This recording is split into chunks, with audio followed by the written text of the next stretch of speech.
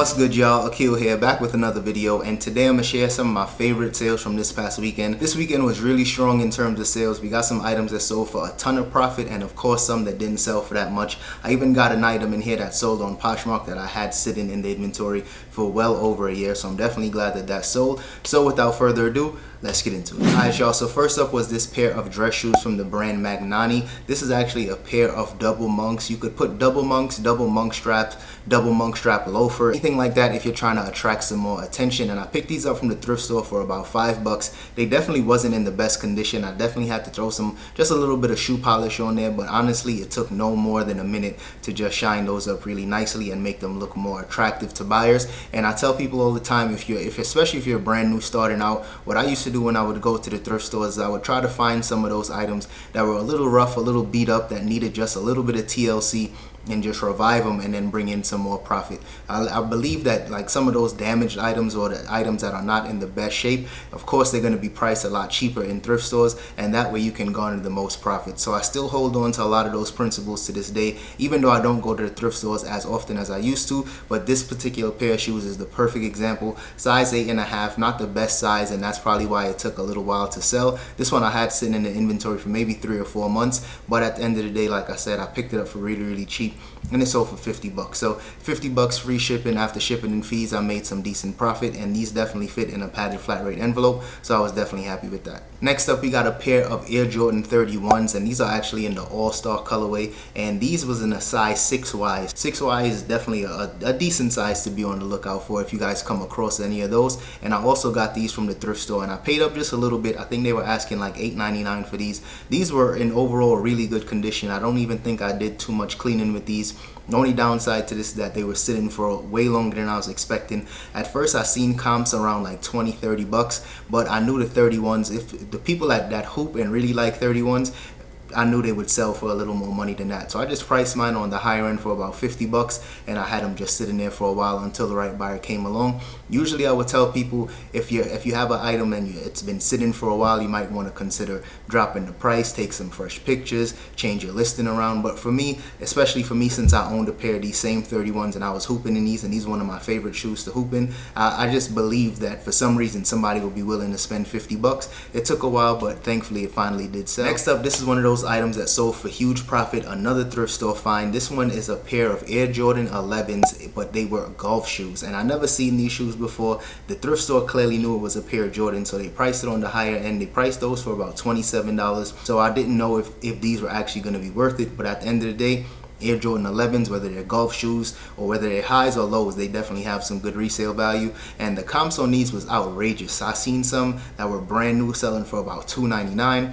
They were used with box and had just some minor flaws. Those were selling for about $2.50, and mine, I would consider mine in decent condition. It definitely had a lot of creasing, didn't have the box, they had some minor stains, so I priced mine at $2.50. and this is one of the few items that I even accepted offers on. As you guys know, I don't accept offers in the majority of the items in my store, but when you have an item where the market value is kind of questionable, I'll just always go ahead and I'll make sure I accept offers but still charge shipping. Now this particular item, the item sold, I got tons of offers on these shoes for roughly around $200. One thing that I also got to tell you guys is that one thing that kind of avoids those like low ballers when it comes to the offers, once you set your offer, you can automatically decline offers below a certain amount. So I was making sure I wasn't accepting any offers less than $200. That way I didn't even get a notification to my phone. So that's always just really good for your mental. You don't have to worry about low ballers, and that won't stress you out. So like I said, when these finally did sell, I accepted an offer for $200, and the buyer actually asked me for like just extra time to pay for the item. And in my opinion, somebody, if they send me a message up front and says, hey, I gotta wait until payday or Friday or whatever the case may be, I'll always just give them a shot, and I'll just, hear them out. And they actually did pay as soon as Friday came around. So I waited a little while. I waited about 4 or 5 days until I actually received the payment on these shoes, but I received the payment on Friday. So this was definitely a really good sale. Hopefully the shoes fit, no returns will come my way, but like I said, tons of profit on these shoes. Definitely one of the better sales of the weekend. Next up, another pair of really high profit golf shoes is a pair of shoes that I picked up from Ross. These are the Nike Tour Premier Fast Fits, and put these up for $119 at first. I seen the comp started to shift over maybe about within 3 to 4 weeks. The comp started to shift. These shoes were selling for at least $120, $130, and then a lot of people, of course, were finding these shoes in Ross, and some people even selling them for $60, $70, just completely just losing out on a ton of profit, because in Ross I believe those were $24.99. so really good purchase price, but at the end of the day, if you don't price it high enough, you're definitely playing yourself. So with me, I just wanted to be patient, wait until a lot of those people just did their race to the bottom. And for me, I'm thankful that I just was patient, because mine sold for $110. And another quick tip that I have for you guys when you're selling golf shoes, I just listed mine under athletic shoes just to save that money on fees. Sometimes when I do sell similar on eBay, anytime I'm listing golf shoes, it usually would be under like sporting goods. But when you're listing it under sporting goods, you're definitely gonna have to spend some more money on fees. So just a quick heads up, I try to just tweak my listing just a little bit, make sure that it's under athletic shoes, that way you can save that money on fees. Next up is actually a pair of shoes that I sold in the past, and these actually got returned to me because the buyer said they just didn't fit. So hopefully this buyer, hopefully these shoes actually fit this buyer. This is a pair of Nike Air Tailwind 79s, and they're the Stranger Things collab. So in their green and orange colorway, really dope. There were only 2 of these, I believe, the green and orange colorway, and then the other Tailwind where it was like more like a July 4th Independence Day colorway. I sold a couple of those from Ross just a few months ago as well, but this green and orange colorway, we had a ton of watches on this for some reason, but nobody was willing to pull the trigger. This particular pair of shoes sold for $100, and that's really where I tried to just shift my eBay store more towards there, just so I could save some more money on fees and just kind of capitalize on those benefits. So everybody's eBay store is different, but for me, this was just what works best for me. So like I said, was able to fit those in a padded flat rate envelope, and those shipped out over the weekend. Next up, we got a pair of Nike Air Pippin 2s, and I picked these up from Plato's, and I think those were $30 from Plato's. Had those listed for $120. I got a best offer of $100, but I was also accepting offers on that item as well, so I definitely charged shipping. And these shoes, I had a ton of watches on these as well, and surprisingly for a size 14 and like an older shoe, I wasn't expecting that much attention on it, but I finally got a solid offer on them, went ahead and accepted it, and I was good with that. And I also shipped those out via pirate ship since it was such a big shoe.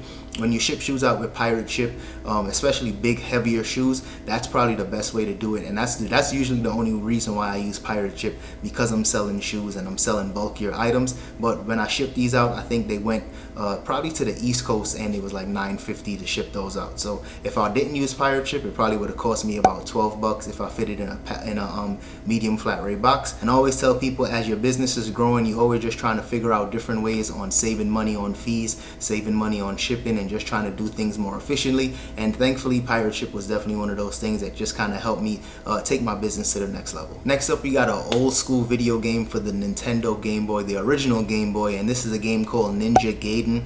Well, Ninja Gaiden Shadow. I actually did a video on this. I think I was doing like a live thrift store haul, and I shared some of the stuff I found. And I was telling you guys this game would definitely sell for at least $50, and thankfully I was right, because I know some of these games and some of these type of things, it's a very niche type of thing, so you have to wait until the right buyer comes along. And they were sitting for a while. I'll try to put up a screenshot of when I did that video, but it was definitely a little while ago. So they sat for a decent amount of time, but at the end of the day, they sold for $50, and I was happy with that. And last but not least, my one Poshmark sale to report, and this is probably my biggest one in a while. A pair of Dries Van Noten. These are the snakeskin stamped leather platforms.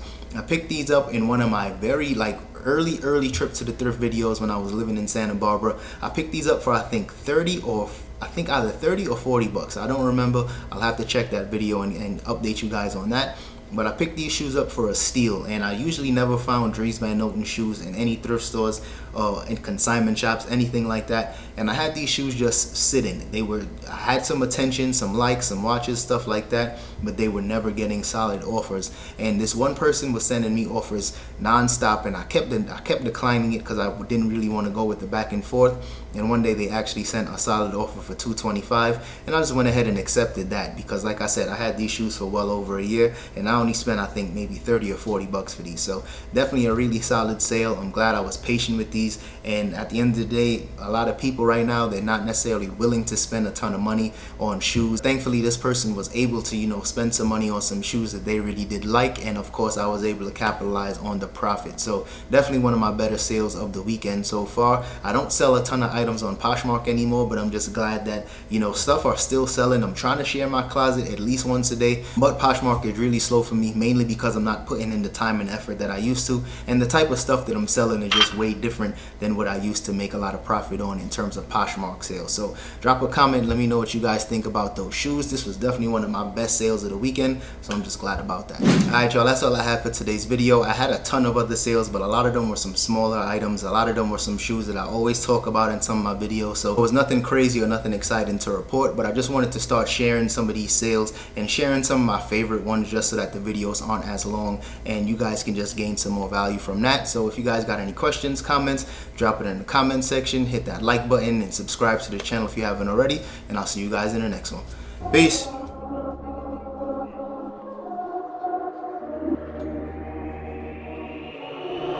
For the winner, cause you felt like you was losing, only for the winner. Move just to keep from cooling, like only for the winner, only for the winner, only for the winner. Boy, my heart is cold, and I'm too cool to sweat it. I should've never offered it. I'm